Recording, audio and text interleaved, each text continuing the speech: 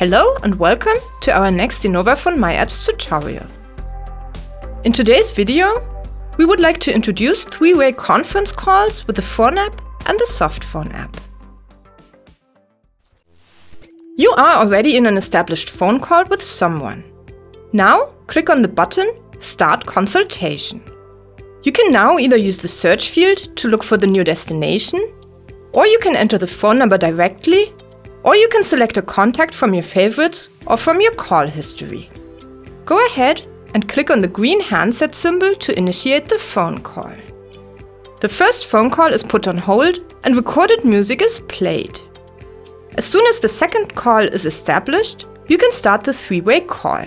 With the call put on hold, click on the little conference button indicated with the three dots connected with lines. The three-way conference call is established and you are connected with both parties. You can end the three-way call either by using the respective button to hang up with one of the two parties. You will then remain connected with the other one of the two parties.